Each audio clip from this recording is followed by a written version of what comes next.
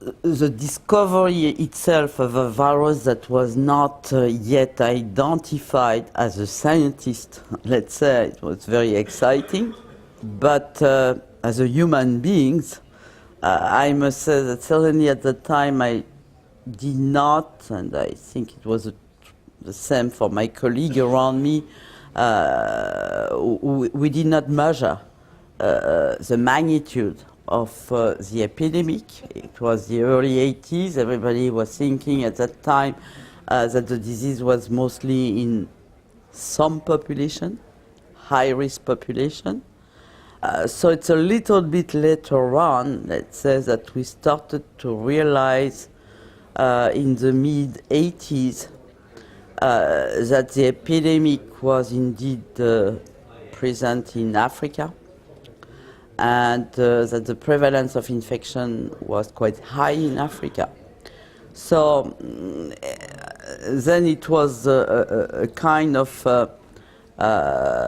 difficult time, I mean a terrible time, to tell you the truth. The interaction between a patient and doctors is quite normal. Interaction of patients with a basic scientist, this was totally unusual.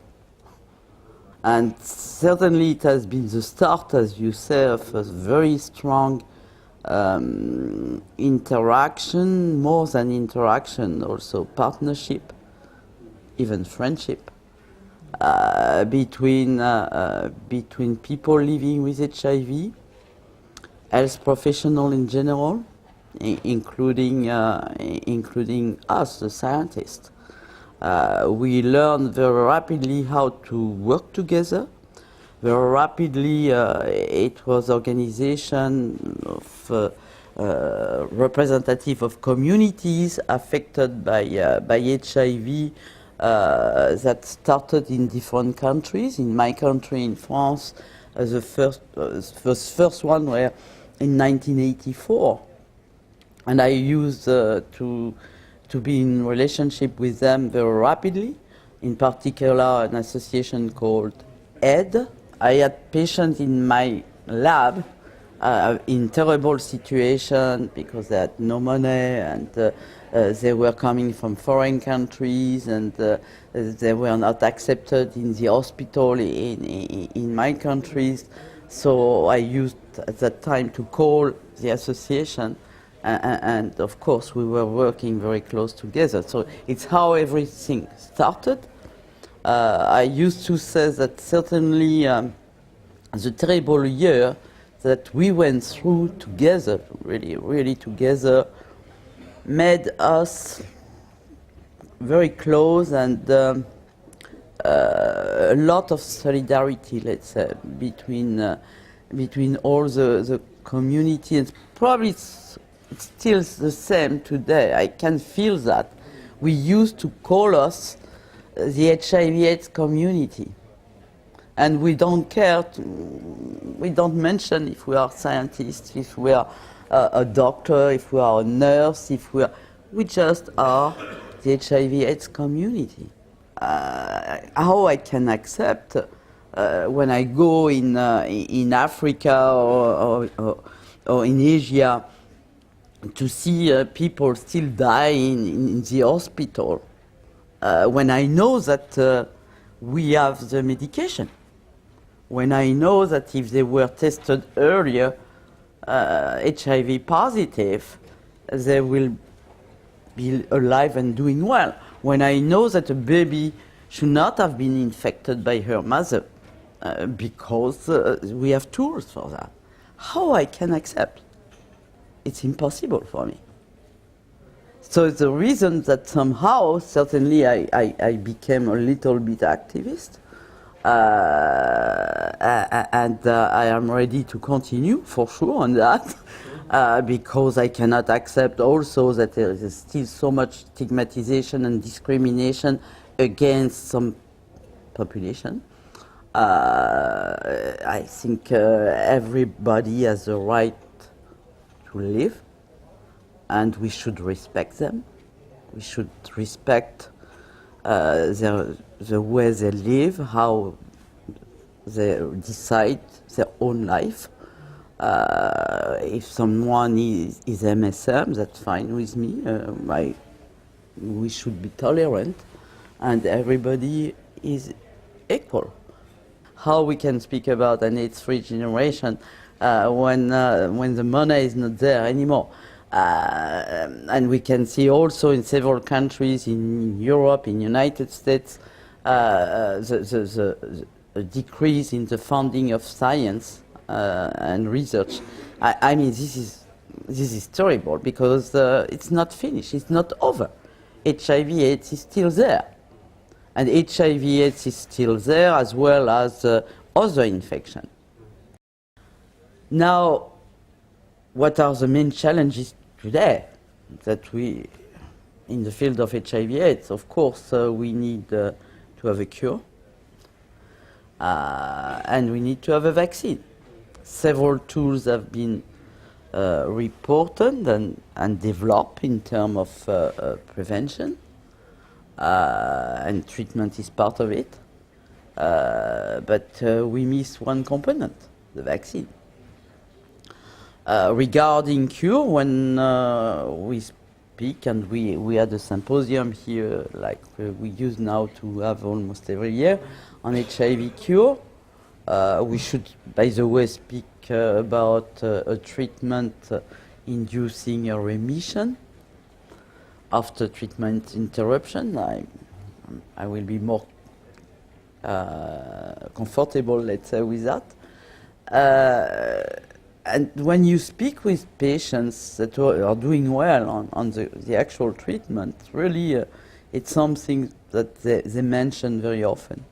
When, as a scientist, I ask, what are you expecting now from us, the scientists? The answer, let's say 90% of them are saying, can we have a treatment that we can stop? So it's now our responsibility to develop those treatments. It will take time. It's a real challenge with HIV, but we have to do it. HIV can be, still be very useful in science to make progress in other diseases like than HIV. Regarding also the impact of implementation program of antiretroviral treatment in developing countries, we are starting to see some impact. Like, for example, decrease in mortality and morbidities in infants born from seronegative mothers because of the wonderful effort that has been made to organize the health system in countries where it was very weak. Of course, we don't impact only on HIV, we are impacting also on other diseases, and of course on the mortality and morbidity of infants, because the network of the health care system is better than it was before HIV. I think my feeling is that we should have more data on that, because it's a way also to convince the politicians and political leaders to continue to make effort in the field of HIV. It's really one of the mission of the IAS is really to make advocacy, but based on scientific evidences. And for me, it's very important to provide all the scientific evidence to the decision maker. And then if they don't take the responsibility based on evidence, then we can make some activism. A lot of time, a lot of patience, a lot of new ideas, creative ideas. That's true for both vaccine and cure, by the way. Certainly for both, more collaboration, international collaboration. And I like to say very often, like in the early days of HIV science, when we were really working closer together, basic scientists working together with clinical researchers, people working on models, animal models, people working on social science, multidisciplinary approach involving the private sector as well as the public sector, working together, what we call an integrated approach with all the components of the research which is needed to go as fast as possible.